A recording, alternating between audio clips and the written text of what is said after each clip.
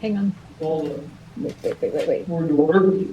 And first item, Madam Secretary, you have the roll call.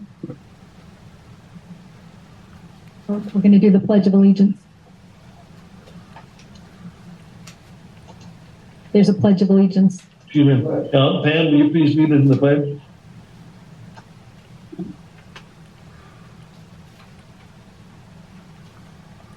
Raise the flag, please. Right hand over your heart. Ready, begin. I pledge allegiance to the flag of the United States of America and to the republic for which it stands, one nation, under God, indivisible, with liberty and justice for all. Thank you. Okay, Madam Secretary.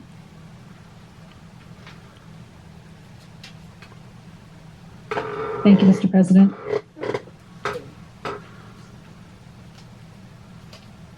Division 7, Gary Van Dam. Here. Division 6, Audrey Miller. Here. Division 5, Robert Harris. Here. Division 2, Keith Dias. Here. Division 1, Shelley Sorcible. Here. Division 3, Frank Donato. Here. Division 4, George Lane. Here. General Manager Knutson. Here. General Counsel Kim. Here. And Holly Hughes present. Yeah, thank you. Thank you much.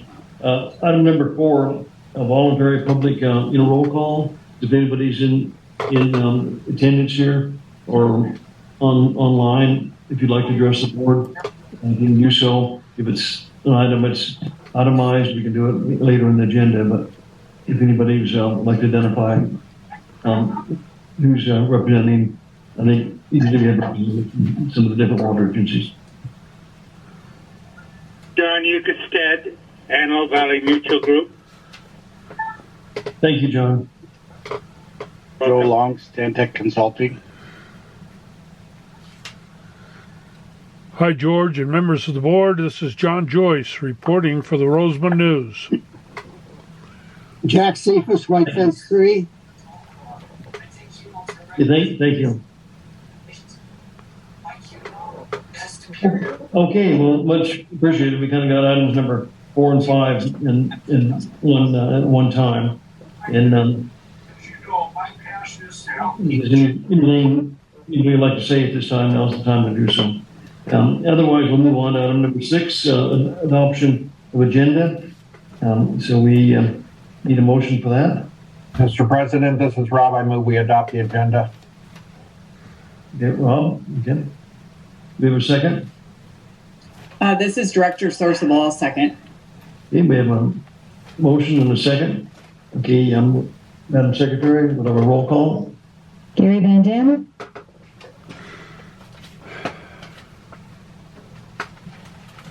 Star 6, Gary, I muted you.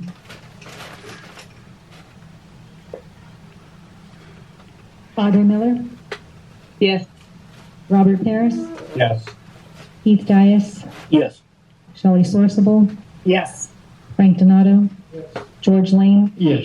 And Gary Van Dam. Get back to him.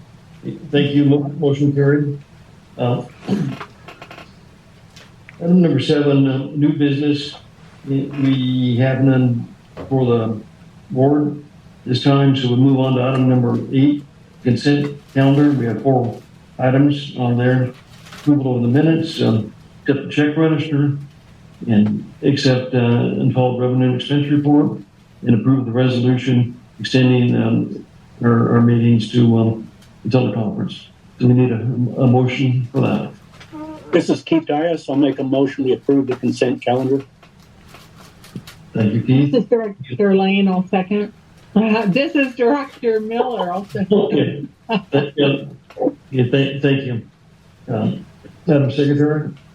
Gary Van Dam. Audrey Miller. Yes. Robert Harris. Yes. Keith Dias. Yes. Shelley Sorcible. Yes. Frank Donato. Yes. George Lane. Yes. Motion carried. Moving item consideration, possible action, the Finance Committee And there's several items here, but the first one is the PFM investment. I believe that we'll be a presentation to the board the fourth quarter ending December 31st. Frank, you have anything to add? Yeah. So, item 9A1, PFM spoke with the finance committee last week and I'm going to make a presentation now, correct? On that? That's correct. Okay. And if you'd like me to introduce a little bit more on this item, I can do that this time. Okay. Okay. Good evening, directors. This is Matt. So as Director Donato said, we received a report from Richard Babby, who's on the phone today, to give this presentation. Similar presentation was given to the Finance Committee, and a copy of the presentation, it starts on page 23 of your board agenda. And after we hear this report, there will be an action item under 982 to accept and file the report submitted. But first, I'll turn it over to Richard to go through his presentation this evening. So, thank you, Richard. Thank you. And good evening, directors. I appreciate the opportunity to speak to you tonight. So before I start, just to give you the big picture, the portfolio remains safe and liquid. It's performing consistent with our understanding of the district's objectives. But it's important to recognize, and we'll get into this in the presentation, we've been through the most rapid period of interest rate changes that I've seen in 20 plus years. And as we'll see, it's had some good impacts on the portfolio and some negative impacts on the portfolio. If we advance, I think you flipped off the presentation. I did, because I'm going to go to the board packet. Oh, understand. Thank you very much. Thank you. So what page? I won't read this. Let's start at this one. So the key story that we've been having in 2022 has been inflation. What this chart shows you is the overall year-to-year inflation number, CPI, and the different colors of the bars components indicate the different sectors. So on the very bottom, it's the services sector, and on the very top, it's the energy. So when we got out of the pandemic lockdowns, we saw inflation heat up very quickly in energy and in the goods sectors, because these were things that had a lot of demand, but the supplies hadn't opened again. More recently, we've seen those sort of decline or stabilize, and it's really that bottom sector, blue, or the yellowish sector, in my eye, the food sector, that has been holding up inflation. We were at 6.5 in December. The number for January came out today. It was 6.4%. It was kind of a disappointment that it didn't come back more. And one of the components that sort of heated up again was energy. So again, inflation remains elevated and a concern of the Federal Reserve. If we go to the next slide, the diagram on the left is just sort of our measure of where we think we are in recession risk. So it's not a very precise thing, but you see the things on the positive. Far left, labor market. The labor market remains very strong. The January jobs report came out, 517,000 jobs added. The unemployment rate was 3.4%. Lowest we've seen, I think, since 1969. And initial claims for unemployment remain under 200,000. But then you go to the far right side, what you look at is we see manufacturing. It's declined for the past 3 months and it's in contraction. The rate hike cycle, we're probably 90% way through that. So it's having an impact on the economy. Inflation, as we saw before, is persistent. Housing's probably the most dramatic aspect of it. Existing home sales are down 11 months straight, ending in December, down 34% year over year. And a big part of that is interest rates. Mortgages are probably about 6.5% right now, down from over 7% a few months ago, but well above the 3 to 4% level we were seeing a year ago. The yield curve is inverted. Most severe that we've seen, at least in the past 10 years. And it's important to remember that inverted yield curve doesn't cause a recession. It just indicates the market's thinking a recession is possible. The chart on the right is GDP forecast. The range of the bars indicate the range of the forecast of the Bloomberg Economist Survey, and the dots indicate that what the median forecast is. And what we see is generally people expect a slowing economy. Now, some people don't expect it to fall in recession. Other economists suggest there may be a severe recession. Our sort of thinking is that if we have a recession, it'll be more of a moderate business cycle type of thing. It won't be a significant market event like we had with the Great Recession or anything else like that. So if we go to the next slide, what this shows you is the 2-year Treasury yield through the fourth quarter. And why we show this is it's sort of indicative of how the market reacts to economic conditions. So what we saw is it remained in a somewhat constrained range throughout the quarter, but one report would come out and they'd be worried about CPI heating up and interest rates would go up. And then we saw interest rates go up again when the CPI was done, and the Fed was going to be hawkish. It hit 472. And then reports came out that maybe inflation's not as bad. We saw interest rates come down. And it ended the quarter just a little bit above where it started the year. One thing that's important is when we got into January, we actually saw interest rates fall because people thought that inflation was under control. The Fed was going to be able to cut interest rates. But since that time, and it hit a yield of 4.06, since that time, we had the jobs report, strong economy, and today's CPI report that indicates it's not under control. And we saw interest rates go up to 4.62 today on the 2-year Treasury. So again, a lot of uncertainty of where we're going to end up. On the next slide, this is showing you the Fed funds dot plot. So every quarter, they survey the Fed members to say what they think based on conditions at the time, what the Fed funds target rate should be at the end of the year. Each one dots at one member. The line is simply the median of this. And this was done in the December meeting. And at that time, the Fed members suggested that rates would have to go higher than they are now, probably about another 50 basis points from where we are now, and remain at that level to the end of the year, but then would come down from there.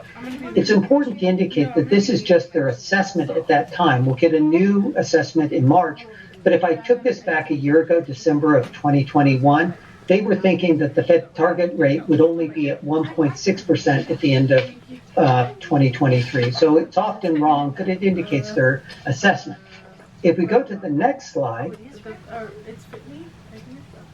what we're showing you there is the vertical bars are the actual interest rate increases by the Federal Reserve.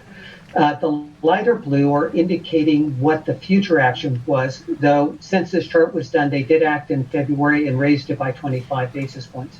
The line, the orange line and the dashed line, is indicating what the Fed funds effective rate would be based on those hikes. And what the market was thinking is, well, maybe we'll have one more hike in March, and then the Fed will actually start cutting interest rates at the end of the year. Given today's data, they've actually sort of backed away and suggest, well, maybe we'll have 3 hikes this year, including the 25 that's already occurred, and we may hold off until 2024 before we start cutting interest rates. So there's a lot of uncertainty of what the economy how it will develop and where inflation will go. So what does it mean for interest rates if we go to the next slide? The dotted line on the blue is the December of 2021. And then the dark blue line is December 31st of 2022. And you can see between those two how dramatically interest rates rose as the Fed tried to fight inflation and rose interest rates. What you also see is, especially when you looked at the light blue line, which was September 30th, to the dark blue line, December 31st, that the short end continues to go up based on Fed actions, but the longer end has actually come down somewhat because the market expects at some point the Fed's going to cut interest rates and the economy is going to slow down. So it means that over the longer term, 5, 10, 20 years, that those interest rates will be lower. So that's the yield curve inversion that I've talked about, that short-term rates are actually higher than long-term rates, but do improving. Bottom left is credit quality. Most of it's in that AA plus category. We use S&P ratings, which rate treasuries and agencies as AA, versus Moody's and Fitch, who rate them AAA. But again, very high quality. Upper right, sector allocation, diversified across sectors. But again, a key component is that treasury sector because they're safest, most liquid type of investments. Down at the bottom, the dark blue indicates the maturity or duration distribution of your portfolio versus sort of a hypothetical 1 to 5 year portfolio. And you'd see that most of yours is 2 years. In fact, all of yours is 2 years and under. And a lot of it is maturing in this year. So that will give opportunities to reinvest those securities, increase those yields going forward.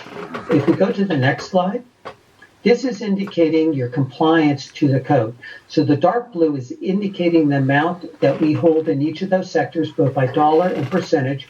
The gray bar indicates what your policy, which follows government code, would allow. So you can see that everything is within policy limits.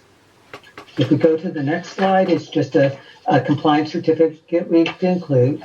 If I go to this slide, this is showing what we've actually bought in the quarter. So treasuries and corporate securities mature during that. And because of those yield spreads widening, like I said, we bought federal agencies and negotiable CDs where we saw good value. If we go to the next slide, this is just showing you how dynamic it is over time. So sometimes on a quarter by quarter basis, it's not dramatic, but you can see that in the past, we've had a lot more corporate securities than we were worried about them. And since economic uncertainty, we decreased them, but we've actually feel fairly good about the corporate securities that are in the portfolio and that we're looking at, that we're trying to add a little more while remaining cognizant if the economy softens that corporate securities could have some risk to that. If we go to the next slide, this is sort of the good news, bad news. So what we see is if you look at that 1 year return on the portfolio, it had a negative 38 basis points or negative 0.38% for the past 12 months because interest rates rose so much that you see that the second line down in the table, which is change in market value, is negative. So the value of your portfolio decreased on an unrealized basis. In the fourth quarter, if we go to the 3-month category, you actually see there was a positive market value return, and you actually had on an unannualized basis a return of 0.76 or 0.76% for the quarter.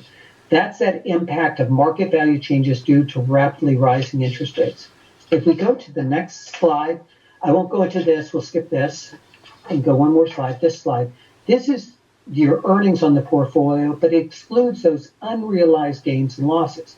So you can see for the past year, the earnings were $267,000 because there was no unrealized market value changes. And for the quarter, it was $128,000. So we expect those numbers to go up as we reinvest in new securities and the higher yields. And that concludes my presentation. There's additional material in the agenda package on the portfolio and other aspects, but that concludes my presentation for tonight, unless there are any questions.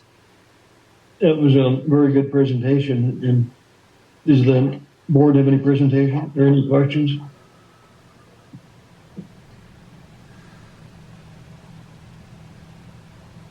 If not, I think we would go to Board Order 9A2. Board directors adopted the following board order to accept board order report. So we need a motion here for that. I'll make a motion, we approve the report. This is Keith. Director Dias, in a second. Director Sourceable, I'll second. Director Sourceable, a second. Madam Secretary. Gary Van Dam. Audrey Miller.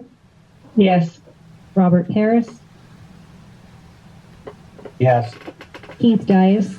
Yes. Shelley Sourceable. Yes. Frank Donato. George Lane. Yes. Motion carried. Yeah, thank you.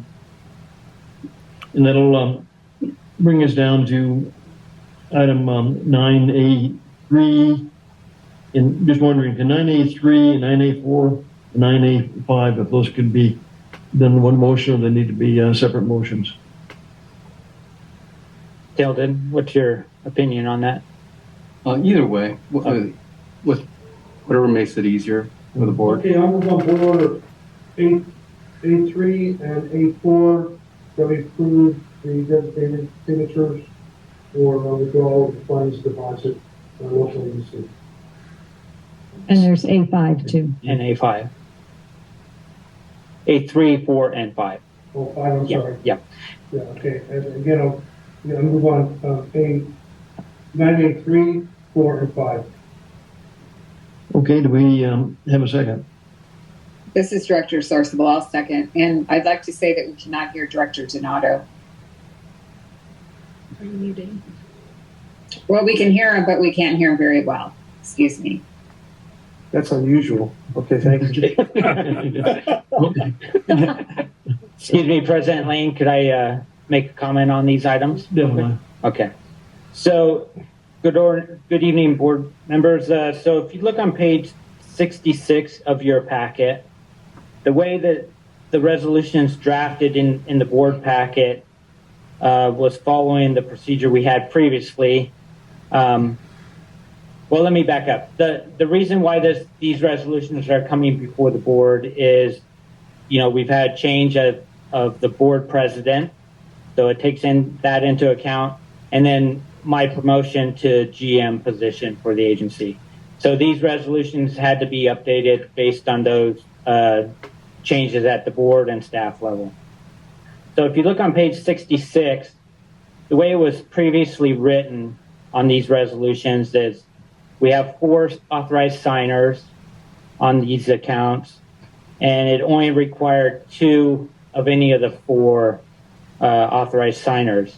But after discussion with the finance committee, they wanted to have a separation where it required 1 board member and 1 staff member.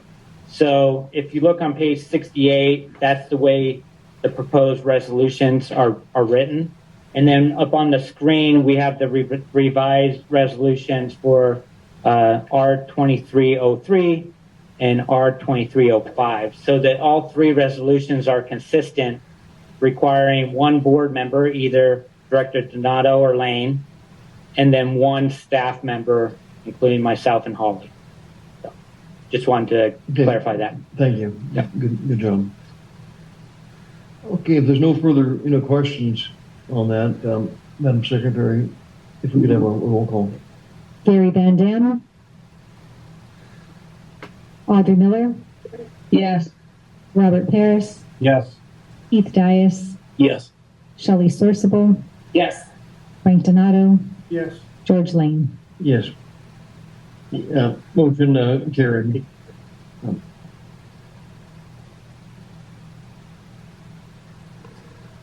A9A6, consideration and possible action to amend the purchasing policy. Matt, you want to? Yeah, speak I on can that? do that. Thank you, President Lane. So item 9A6 is a byproduct of changing the resolutions that we just approved. As you know, we have a purchasing policy that was approved by the board back in March of 2020. And there's, in order to make the purchasing policy consistent with the resolutions we just approved, we're proposing to make some changes to that policy to be consistent. So up on the screen and in your packet, you can see in red that the revisions we proposed to section 2.7 of the purchasing policy. And like I said, this makes it consistent with the resolutions that we just approved, requiring either a signature authorization from board president or vice president, and then the second signatory being myself and or Holly. I'd be happy to answer any questions on this item. Okay, if there's no questions, the motion would be in order.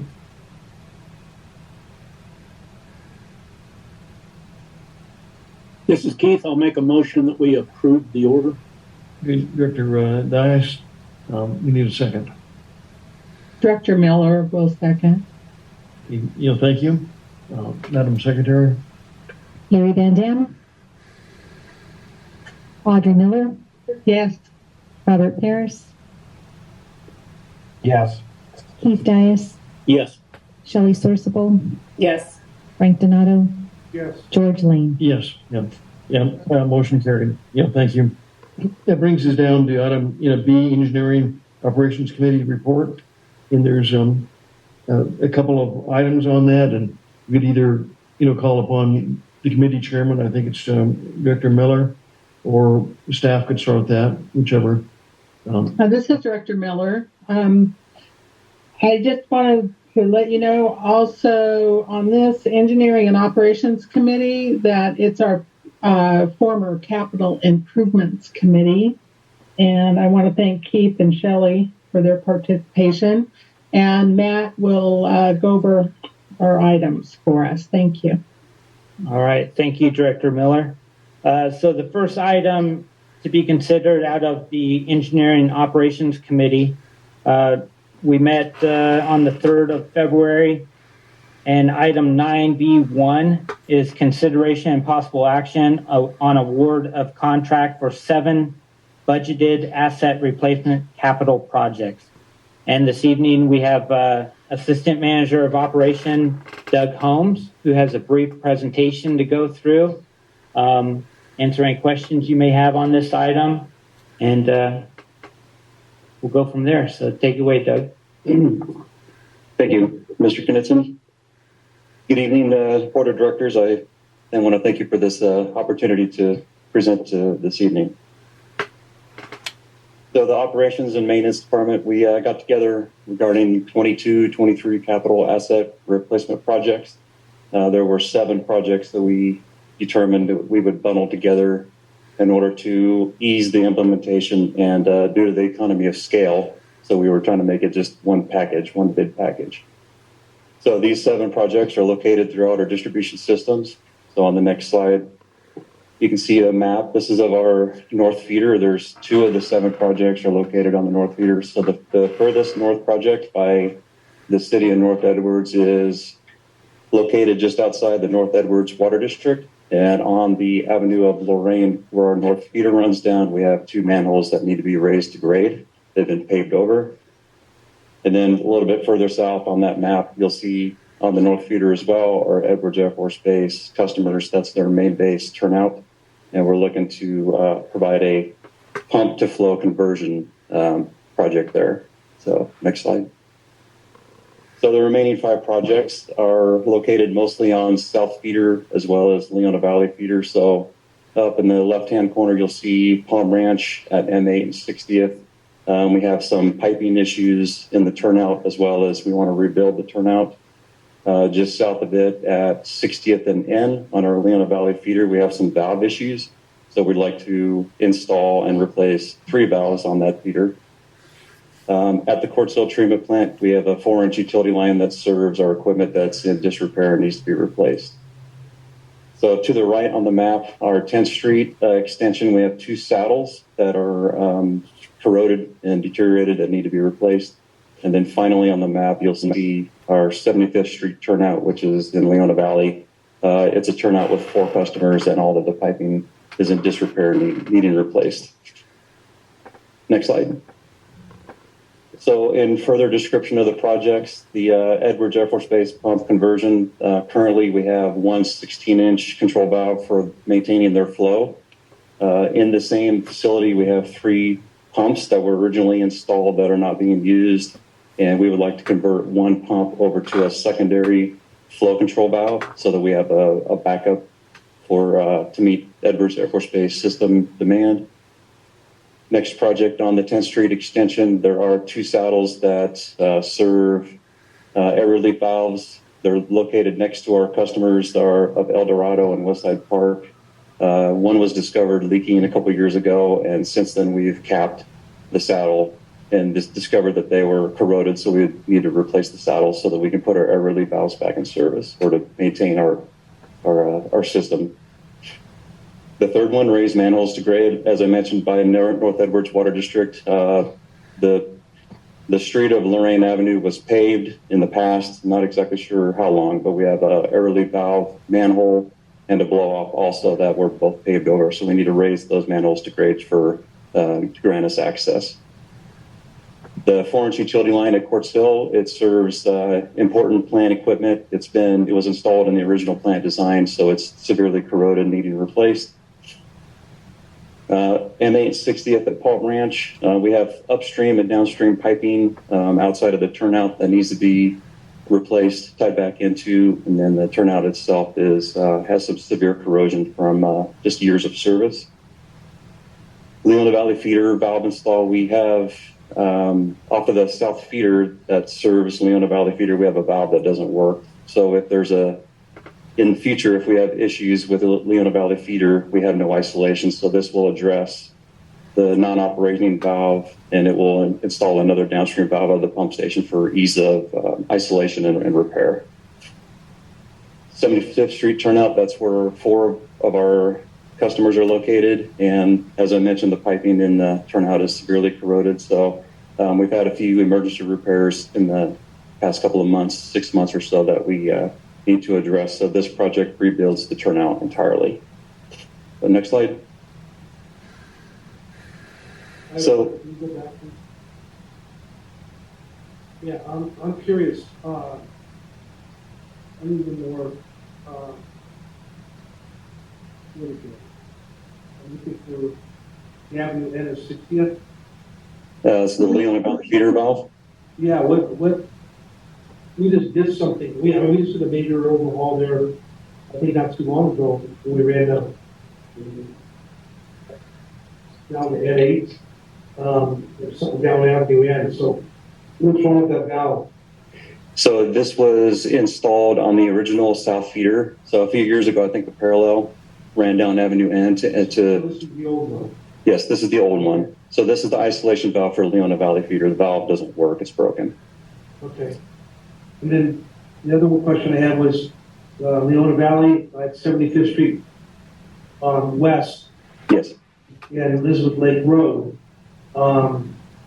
Is that near the Cosulas area? Yes, sir. It's directly east of Casola. Casola, okay. Yes, sir. And which is that? Is that the original one put into? Yes, it was. It's the original turnout. I think it was originally built with 2, and then we've expanded to 4 over the years. Exactly when, I couldn't tell you, but the piping is pretty bad in the turnout. So. And there's 4 customers that get served from that turnout. That's only 4 houses?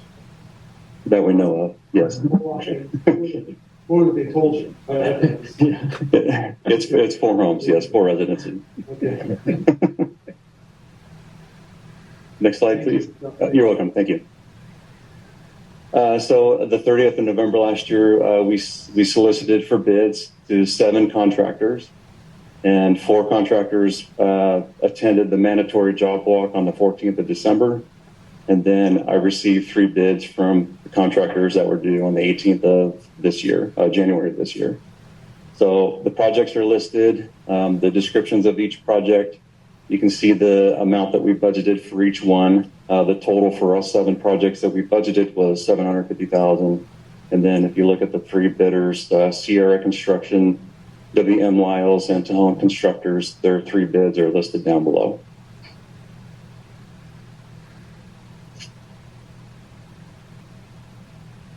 Any questions on this slide before we continue? So what you've done here, you got 4 different projects here? There's 7 different projects in total, and they're listed underneath the items. So our overall budget was $750 for all 7 combined. You can see our individual budgets for each one underneath the budget column. I understand. And then the 3 bidders are in comparison next to our overall budget. So Baker's Construction came in the lower. So it's Sierra Construction. They're out of Bakersfield. They were our lowest bidder, yes. Have you worked with them before? We have not. The agency has not. But we did a little bit of homework, and we did find out a little bit about them. We requested additional information, and if on a following slide, we'll get into that. Okay. So as you all know, WM Lyles, we've done a lot of work with them, and they've done very well in the past. And Tejon, I'm not exactly sure how much work we've actually done with Tejon, but their bid was just a little bit higher than our lowest bidder. I think, forgive me, but I think that's we don't really have time to do it price. But if you're willing to pay it, then maybe we'll work it in somehow. Have the overhead. Or that. So if I may continue. Next slide, please. So because we don't have any experience with Sierra Construction, we asked for references. They gave us 6 prior projects. They gave us resumes for their employees, 5 years worth of safety records. And after reviewing all the documents and then conducting some reference checks, the staff was in agreement that we would recommend them to moving forward with the potential contract, of course. So we're due to presenting to the Engineering and Operations Committee and the staff, we got together. So we're recommending the board award the construction contract to Sierra Construction for $634,630. How on the piping, when this is done, we do our self-inspections, correct? Yes. Okay. So what do you want to, I'm trying to figure out what we don't want here. You want a motion to approve $634,000. $630 and award a contract to Sierra Construction. Okay, this director did not move on. The 634,000, 630 no cents to Sierra Construction. We have a motion by Director Donato. Give a second. 9B1. Director Miller, second. Yes, Audrey. Thank you, Madam Secretary. If we could have a roll call. Gary Van Dam, Yep. Audrey Miller, Yes. Robert Paris, Yes. Keith Dias, Yes. Shelley Sorsapel, Yes. Frank Donato, George Lane. Yes. Yes. Motion carried. Thank you. Thank you. Thanks, Doug. Good job. That'll bring us down to 9B2, 25th Street West Pipeline and 60th Street West. Who's gonna follow that? Justin Livesay, our engineer manager, is going to give an update. So there's no board action requested on this item this evening. These items were reviewed and we provide an update to the committee. So we thought it appropriate to give that same update to the full board. So Justin's got a few slides to go through here. All right. Thank you, Matt, and good evening, President Lane and members of the board. There's a couple information items here just to make you aware of. We've got first 25th Street Pipeline Extension, which is a project that's a little bit off into the future, but just going to provide a very brief update, and that has to do with Ritter Ranch. And then we have a project that's coming up a little bit quicker on the horizon, and that's work done at Avek 60th Street West and Avenue L12, turnout to Los Angeles County Waterworks. So we'll start with 25th Street West. I've got a map here to get everyone oriented. A big comment. Yeah. That's also known as Highland Road, basically. The same place, right? Yeah. I think once it crosses Rancho Vista, they call it Highland, right? Yeah. In the audience, you might want to. Yeah. Good point. So on the map here, you can see kind of in the lower left corner here, that's Marie Kerr Park. I think that's a good landmark for folks. And they've got this large empty lot that sits just to the east of that. I think they use that for parking when they've got events at the amphitheater there. And Rancho Vista Boulevard is to the south. It's out of the picture here. Los Angeles County Waterworks has been talking with AVAC over several years, I understand, about extending the 25th Street West pipeline and constructing a new pipeline there, as well as a new pump station to be able to serve that additional demand from that development. And just to clarify, Justin, the pump station would be owned and operated by LA County Waterworks, not AVAC. The only thing AVAC would have there is obviously ownership and operation of the pipeline extension and the turnout where we have our meters and control valves, etc. Okay, so the pipe that's coming up to the pumping station, that'd be our responsibility? That would be our pipeline. Okay. Can you go back to that picture, please? Yep.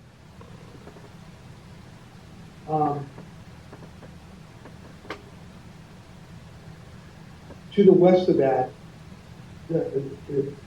that's Shadow Acres?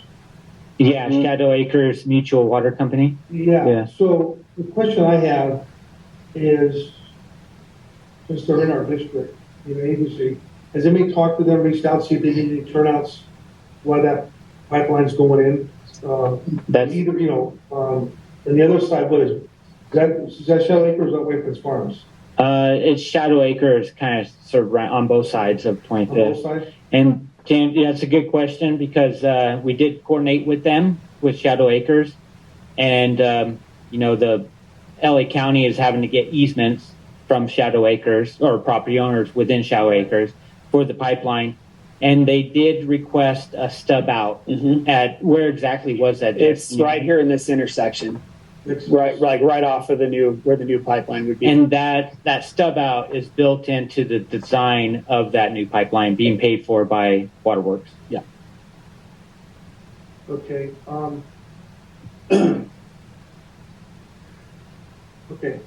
What happens? Okay, you answered my questions. All right. Yep. Yeah, so we kind of covered this, but LA County Waterworks would fund all the construction costs for this project, as well as reimburse AVAC for any staff or consultant time associated with any kind of plan review or inspection.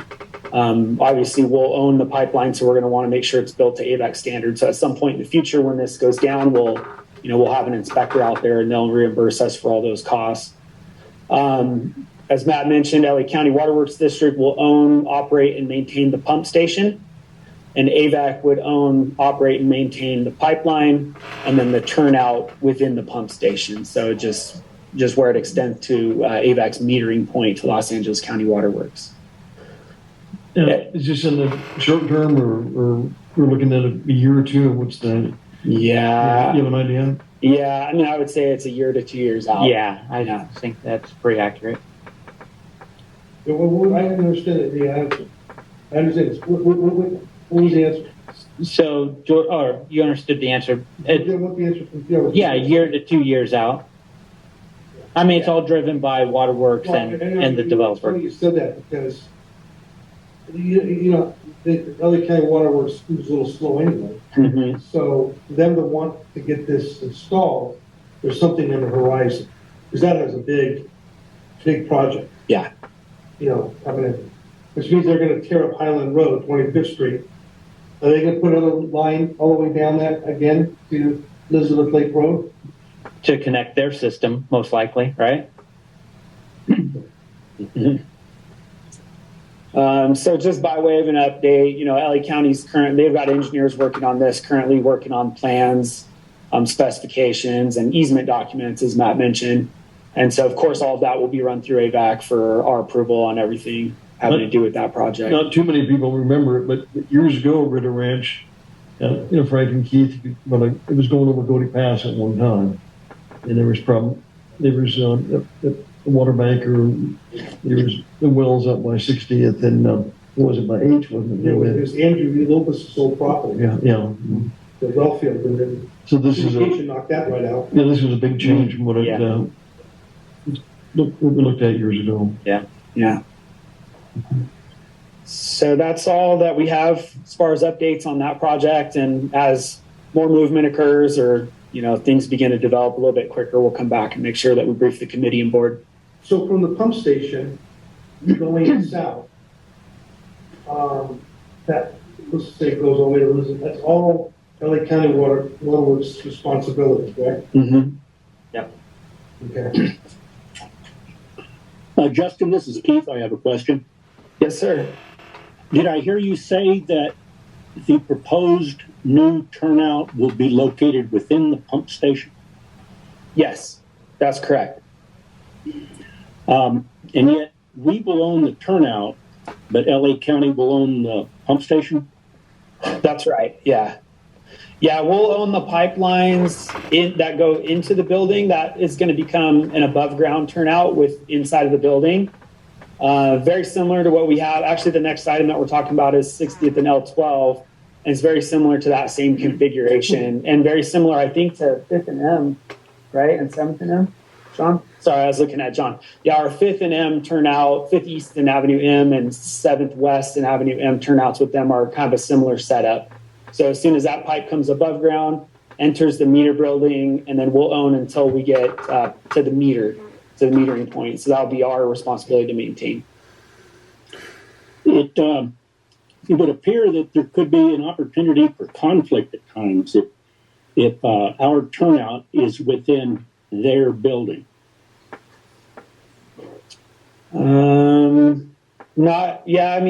So we're making sure that there's a delineator on the plans that specify, the point of ownership. So it'll be clear on the plans whose ownership and responsibility it is, and what the delineator is for that. And then they're going to be required to provide us, of course, easements and access into that building at all times for, any kind of maintenance that we need to do on that building. Or not on the building, sorry, but on the piping and meter. Well, I would have a question. I don't think we want our turnout inside that building, because if we have to work on it because it's on something that we're responsible for, we got to tear that building apart to get to it. I think it would be better to be outside of that in a manhole, service that turnout. What is your opinion on that? Yeah, I think above ground is typically better just because there's no confined space issues, and I think a lot of places are going there. The problem with it above ground outside the building, it's unprotected. It's out in elements, and you have control valves and meters and different things that are exposed. Okay. So I see what you're saying. Yeah. So it's kind of a trade-off. We do have a lot of meters or turnouts that are in large vaults, but it's like Justin said, confined space. It's hard to access and work on. In one of those, like you do in some of the other areas we have, what do they call it? It's not a man vault. Vault. Why don't you put it in the vault? Yeah, that's what we're talking about with the confined space and access restrictions. Yeah, it's not big enough. Yeah, it's very tight in there. Okay.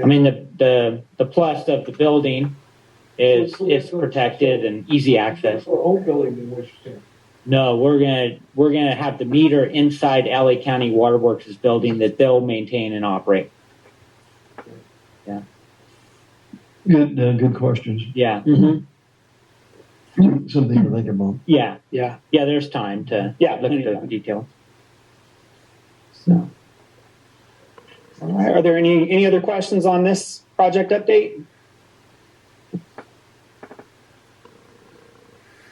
And so we'll move on to item B under 9B2, which is one that's coming up a little bit quicker and a little bit closer here to Avek headquarters in Quartz Hill, but this is 60th Street West and Avenue L12.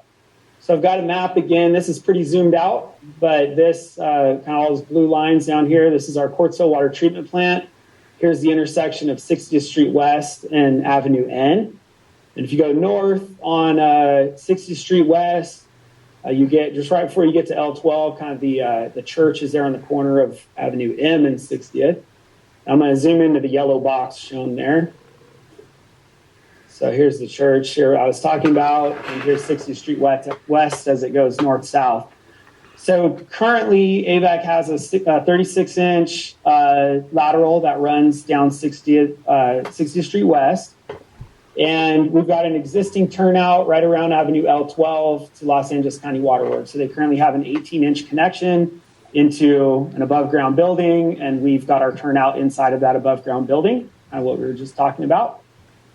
And so what LA County Waterworks District intends to do here is to upsize their existing connection to our 60th Street lateral to provide some additional capacity for anticipated future growth or future demand.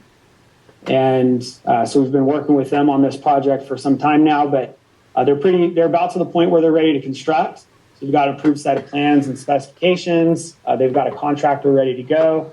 But what they're going to do is they're going to build, tie into our line here, build a new 36-inch line that goes this to the east, and then it'll go north, and then it'll connect back into the existing meter within that building. So at this time, they're not actually upsizing the meter where they're taking water from Avek, but they're building this for some flexibility in the future. They're going to put what we call blind flange on the end of this lateral, and that's going to be 36 inches. So at some point in the future, they can come in and connect to that 36-inch blind flange. And, they've kind of got this pump station or beginnings of a pump station here that's been there for years and years. It's kind of a pit full of tumbleweeds at the moment, but they can connect off of that at some point in the future if they wanted to continue construction of that pump station, and they could connect in there to build out some additional capacity. Question. Yeah. Who owns that property in there? Is that LA County Waterworks? Yeah. Mm-hmm. That's strictly west of that was that Father Sarah's Church? Yeah. Yes. Okay. Yeah. And so you see on this line as well, LA County Waterworks is really the only customer on this line until you get to the very end. And Director Lane, your turnout is right on the end of that line at 60th on 60th Street West.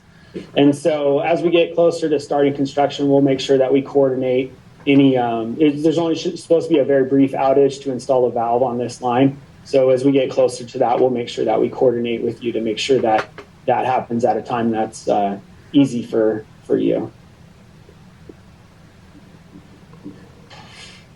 Similar to the last one, LA County Waterworks District will fund all of the construction activity and we'll be reimbursing AVAC for all of our time and inspection under their existing water service agreement, which is a requirement.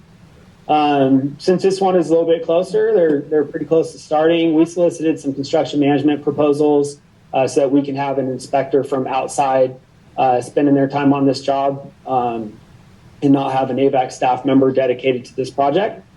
So we got one proposal out of 13 firms that we solicited. That was from MC Engineering, who worked with us on our West Side underground piping project that we completed last summer, I guess. And they did a really good job on that project. That project came in, well ahead of schedule and ended up being under budget for the CM work because it was so quick. And that agreement is $24,485. That's within the general manager's authority, so we'll execute that agreement that way. And we've requested already that LA County Waterworks deposit that amount with us, so we've got it on hand and we can draw from those funds as we get invoices from the inspector. And that's already been deposited on hand with AVAC. So we'll draw that down and, if needed, invoice the county for additional funds necessary as they work through those funds. And I think, that was the last slide on this. So, this one's more on the closer horizon. So we're probably looking at starting construction on this one within the next month or so. So we'll make sure that we keep everybody updated that's affected. As far as the construction, management, we do not think we can handle this. Yeah, we want outside expertise because they are tapping or tying into our existing 36-inch line in 60th Street. So we want some welding inspection and experience and oversight. And being that LA County Waterworks is funding 100% of that cost. Keep our staff focused on other projects. MC, what does that stand for? That stands for the company owner, Mark Carey. Okay, is there any other questions for Justin? Thank you, Justin. All right, thank you. Is that a board order? No, that was just informational. Yeah. Okay, we'll move on to the High Desert Water Bank Committee. And Frank Donato's chairman and Keith and Gary Van Dammer on that committee. And so, Frank, you want staff or do you want to follow the story? I'll start the first part. Committee met, as President Lane stated, monthly update. Director is going to, manager Lively is going to give us a update overview of what has been accomplished up to this date. I want to go back one question. I want to say something about the engineering and operation committee. We never had that before. I learned a lot. I thought that was it was a good suggestion to have that committee because we got a good overview on the different things we're doing, projects normally we wouldn't have heard of. Yeah. So I thought that was very good. Yeah. All right. Thank you. Are we ready? Yep. Yeah. All right. Thank you, Director Donato. So we've got our typical monthly board report here. We've done this several times, almost every month since the start of the High Desert Water Bank project and under the current design and engineering and construction. And move right in here. Section 1 is our executive summary. So just remind ourselves of the goals of the project: 70,000 acre feet per year of recharge and recovery capacity, and 280,000 acre feet of total storage with a 10% leave behind. On the left-hand side, we've got a short list of goals that we want to accomplish over the next 3 months. So hopefully we'll complete the construction of the aqueduct turnout. And later on in the presentation, our construction manager, Tian Ng with Kennedy Jenks, will provide an update on how that project is going. Similar with item number 2, the recharge basins and pipelines. We'll get an update on that. It won't be completed in the next 3 months, but they'll make some good progress, and we'll hear about that. And then our third drilling package, we've got 10 of the wells drilled on the project site. As you might remember, there's 27 total envisioned. So we're working on the design, and hopefully we'll get that third drilling package out to bid within the next 3 months. We've got our map on the right-hand side there. To the left is 300th Street West, 280th Street West on the east. Avenue A, or the Kern County line, serves as the northern border. And then we have the California Aqueduct on the south. So you can see some of the design details here, the recharge basins shown in through there, as well as some of the environmental land. And the stars indicate the wells that have already been drilled out there to date. So we've made some good progress. Section 2 talks about our program team, and you can see the various folks involved in the project at the top. Recent program management activity, Kennedy Jenks serving as our program manager, and they're doing a good job of tracking and reviewing the overall progress of the project. And they continue to participate in all of our progress meetings and making sure that everybody's staying well on task. The right-hand side shows what upcoming board decisions we have, and we've got one item listed there, which is on the agenda tonight for action following this monthly update, and that's to file the notice of completion for drilling package number 2, which was completed in December by Bakersfield Well and Pump. Section 3 talks about the engineering and field work. This is primarily work that Stantec is doing for us. And they're continuing to review requests for information and submittals provided by the contractors to make sure that those items, everything that they're installing for us is meeting the specifications that they bid on. They're participating in the weekly construction progress meetings, and they're working on finalizing a design package that was awarded by the board late last year for the well drilling package number 3, as well as the well equipping and recovery pipeline package. Moving into our capital program account, these are the contracts that we've entered into. You can see a lengthy list here now, but we've got several for Kennedy Jenks. Starting at the top is our program management. And then they're serving as construction manager on the 3 construction projects, the one that was just recently completed and the 2 that are ongoing for the turnout and the recharge basins. Then we've got some items for Stantec, which is the main engineering and design of the project, as well as engineering services during construction for the turnout and the recharge basins. And then our 3 contractors, and following with some completed contracts. Contract price in the third column from the right, the amount that's been paid out to date, and what that represents as far as the percentage of the contracts that have been paid.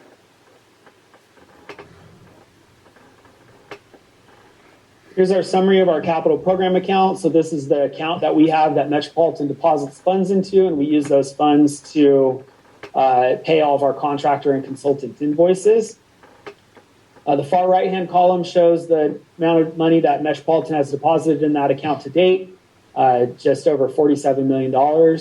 And the very last line shows the current balance in that account, which is almost $4 million, $3.75 million in that account at the moment. We do have one outstanding invoice to Metropolitan that's due on March 2nd for just over $2 million. And they've done a really good job in making sure that those payments come in on time so that we can keep the project going and all of our invoices paid and up to date. And section 7 is our construction, and construction manager Tian Ng is on the line, and he'll take over from here. Tian? Yes, hi. Thank you, Justin. Good evening, directors. My name is Tian. I'm the project construction manager. This evening here, we have 2 projects to update. The first one is the aqueduct turn-in project. I took the first slide as we updated the committee last month. To talk about rain impacts, something that we didn't have to deal with throughout all last summer and fall, but this January we had consecutive rainstorm. So in summary, the slides basically said that January of this year, this contractor, Blois Construction, was primarily focusing on concrete work, concrete rebar and masonry wall. As a result of the rain, they were not able to complete them, and therefore we pointed this out for you. Next slide, please. So that was then, and this is now. This is most updated schedule here was updated last Friday. So as soon as the rain's over, conditions rise up. If you look at the work activity that they're about to do and they're completed, you see a lot of concrete activities being done. The first one being pouring concrete on the transitional pipe structures, and then late February, they're going to pour the concrete deck of the structure. That should be the last pour. And this week, they're going to finish that liner that they cut out. So there'll be another concrete pour. Last Friday, they poured the meter vault walls, and they're beginning to set pipe. One was set last week, and then I think 2 and 3 are going to be set this week. And also, because of the good weather conditions, they also finished the control building block wall. So they're making up time as they progress. Next slide, please. So the pictures on your top left, just a basically elevated view of after a couple rainstorms, you see how the site condition, how wet they are from an elevated view. The lower photo on your right, that is the pipe trench. As you see after, I think this is after the second rain event, you see the trench is full of water, and also at the bottom there's quite a bit of mud. The pictures in the middle top, this is taken last week. As you can see, the conditions dries up. They actually lay the pipe, and the picture on your top right, that was last Friday. You see the concrete pumper truck. They were pouring the metering wall structures. And the picture on your right bottom, that was the completed block wall for the control building. Now the contractor is focusing on roof frame. Next slide, please. The second project, Stage 1, Stage 2 recharge system improvement. Again, this contractor, the work is the pipeline and the basins work, the berm constructions. Again, they were impacted, but not as severely. But for this contractor, the critical path is actually the pipeline. So at that time, during early January, the pipe are still in the factory being manufactured, but they had to stop work because the site was too wet. If you try to compact them, won't be able to get the right compactions to be able to pass it. But however, they didn't wait for till the last 3 weeks. If you can see from January 16th to 20th, that week they started doing the pipe stage 1 pipe trench excavations. Next slide, please. So for stage 1 piping, they started a little bit early. They're according to their last month schedule. They're supposed to start in March, but they started early because the pipe started early delivery. So they have started that activity, and they continue to focus on stage 2, basin 20 and 21 constructions, and they just started the second stage of the basin work, which is 23 to 27. Stage 2 pipeline, that is supposed to start sometime this summer. Next slide, please. Photos on your top left is the stage 1 basin area. We want to take a snapshot as you can compare them to the top right one. The left one is after a couple rainstorms. The top one was taken Friday after everything was dried out. So it looks like a recharge basin, and some with water in it, and some the water is dried out.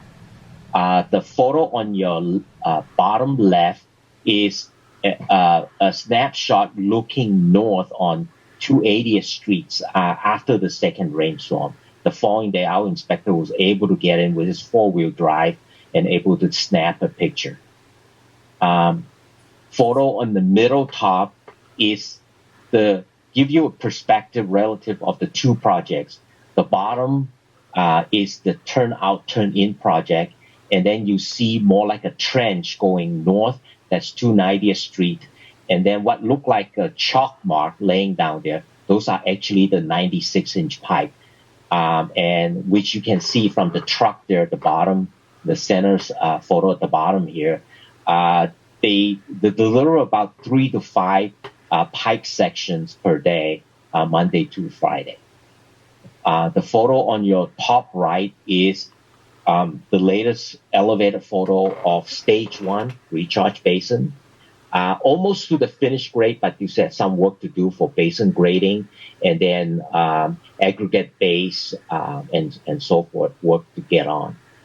They have started stage 2, which showed on your photo, bottom right. To the very right is basin 20 and 21, and then there's a gap for the creek, and then basin 23 to 27, which is on your left-hand side. So they started some grading work around that area.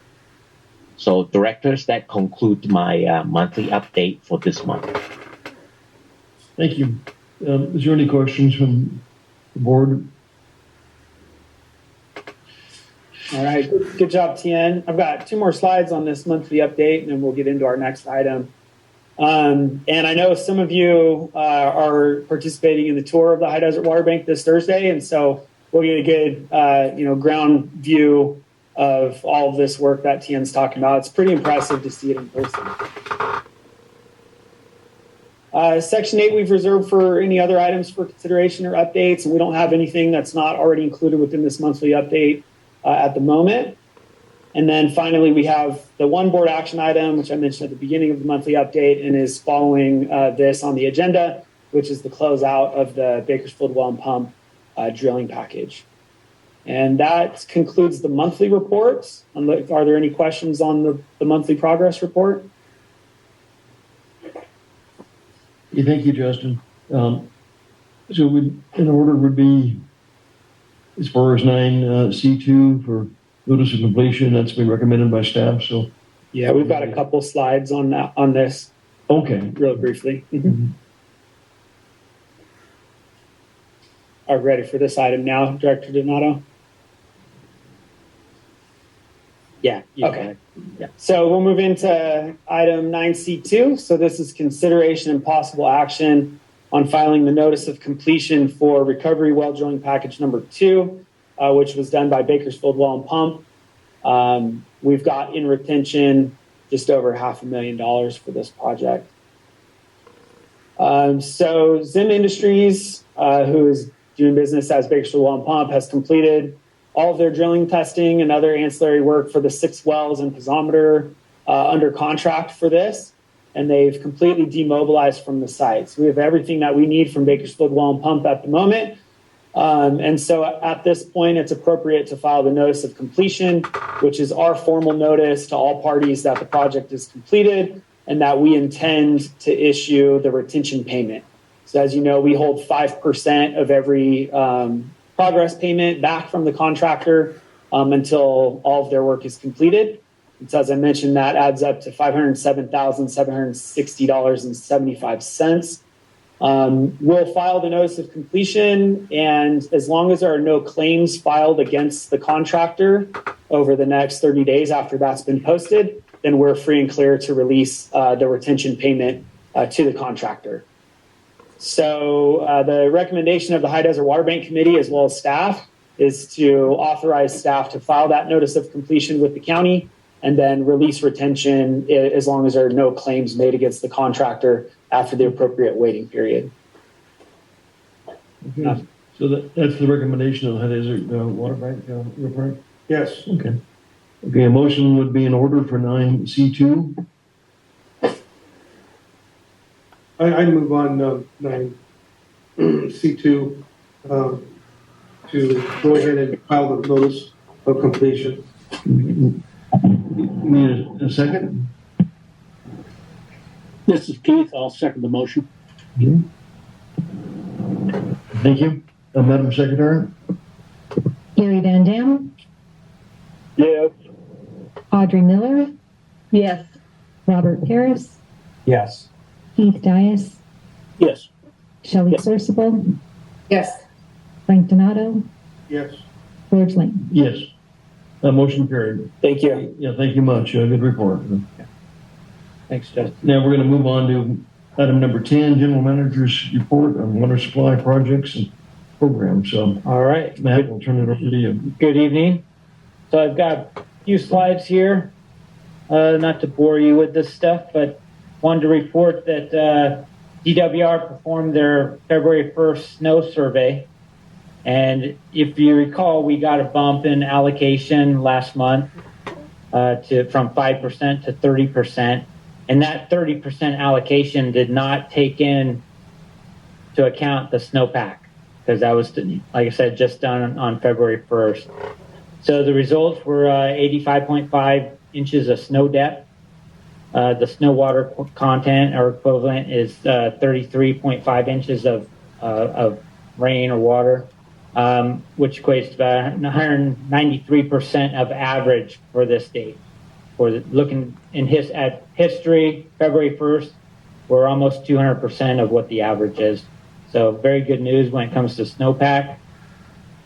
The results are outpacing the record-setting 82-83 season that we all maybe remember, and we still have 2 months left through the 1st of April, when the state snowpack usually peaks around that time. Following the driest 3-year period on record, the February snowpack levels received a significant boost from one of the wettest 3-week periods in record in California. There is call for periodic rain and snow over the next several months. Hopefully those predictions are true, and we'll see where we end up come April 1st. But there is a operations call with DWR and state water contractors on Thursday of this week. So we'll see what the report says. And, all indications are that we're going to get an additional bump in our allocation. So as soon as that comes through, I'll be sure to pass that along to the board. This is the typical graph that we see. Just shows month to month. The blue dashed bars, the darker bars, that's the long-term average. The teal blue bars show our monthly actuals for this water year. So as you know, December and January, we blew the average out of the water. February, we're about midway through the month and going to receive about 1.7. But like I said, there is some precipitation on the horizon, so hopefully we'll meet or exceed the average for the month of February. And just in comparison, you can see those gray bars show where we were at last year for the month of March and April, just as a comparison. So we'll see where we end up there. But all good news. This is that water content precipitation for the 8-station index. As of today, the 14th, we're just under 40 inches, about 124% of average for this day. As far as the Lake Oroville level, it continues to rise based on the inflow. We're about 2.4 million acre feet of current storage in Lake Oroville. The total reservoir capacity is about 3.5 million acre feet. So we've got a little ways to go, but on a really good trend, and we'll see how that runoff helps add to this when that snow melt kicks in up there. This looking at San Luis, they're continuing to pump and export. So San Luis also continuing to rise, just under 1.5 million acre feet in San Luis. Total capacity about 2 million. So we're gaining on that. All very good news that we're at 72% of total capacity currently, and pretty close to 100% of historical average, right about 93%. This was a chart that DWR shared at recent presentation. Kind of just shows, a typical year of when the rainfall starts. During the months of December, January, February, it's typically 50% of the annual precipitation during those few months. And then when the snowpack peaks in first part of April, and then the snowmelt begins. And as you know, the water demand for all the M&I users like AVAC takes place between May and September of each year. Back in November, December, there were 10 atmospheric rivers within that 50-day period. And during the month of January, there were 9 in just 23 days. So I wanted to share that information with the board. I thought it was interesting. Interesting slide. I don't know. I've never seen that. Yeah, some good information. I just remind us all how the water year progresses and supply and demand take place. As I mentioned earlier, we got that bump in allocation to 30%. More to come, we hope. With the 30%, we have about 43,000 acre feet of state water project surface water. So we have more than enough supply to meet our demands.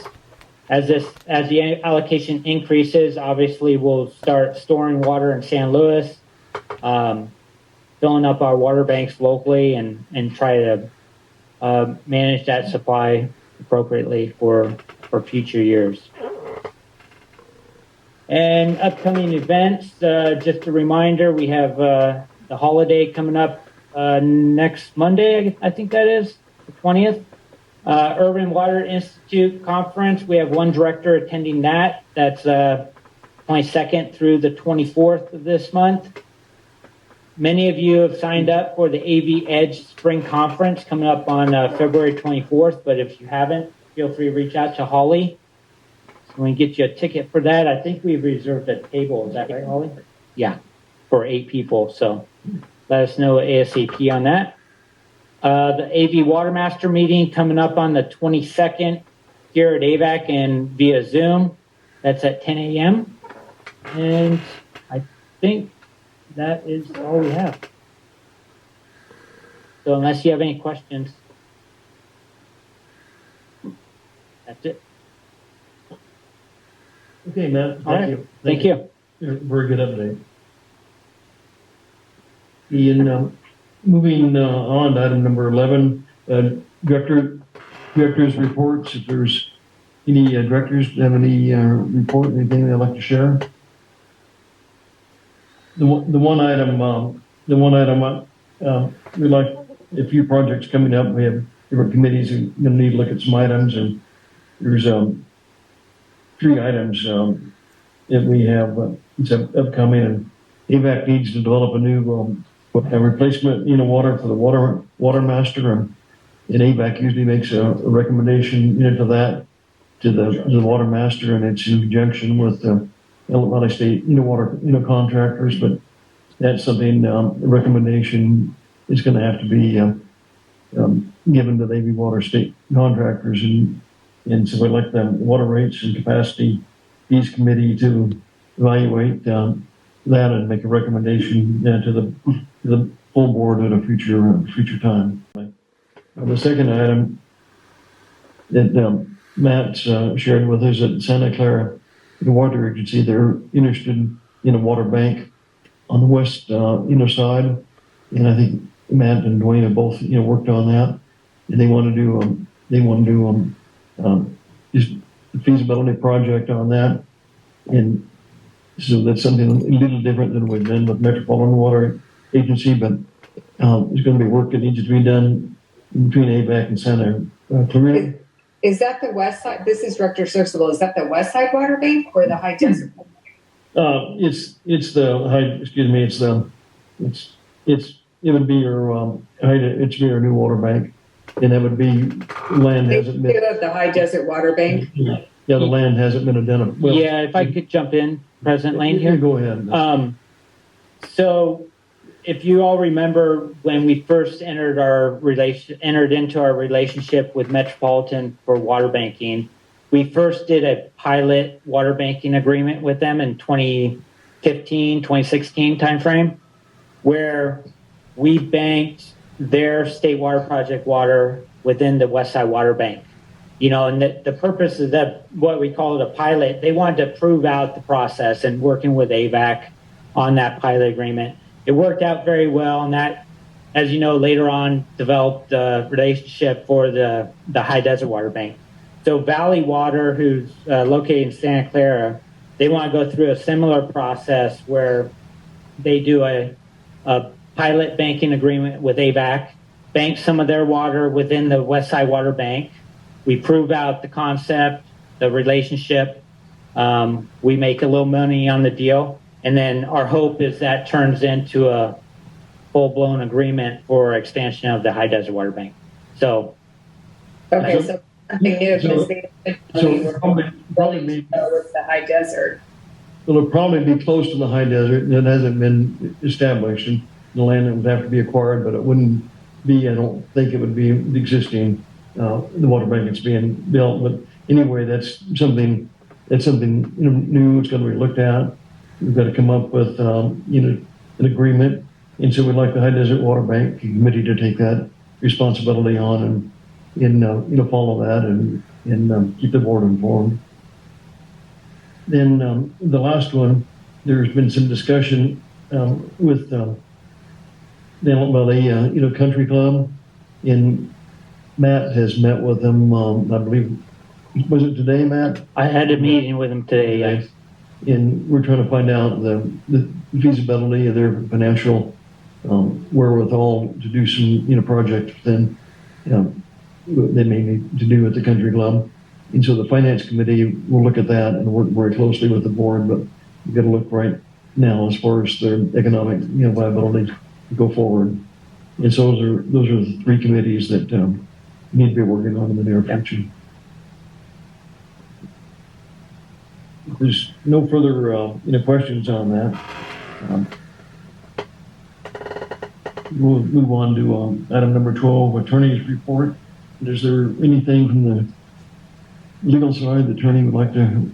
Nothing to presently report. Presently. Okay, number 13, request for future agenda items.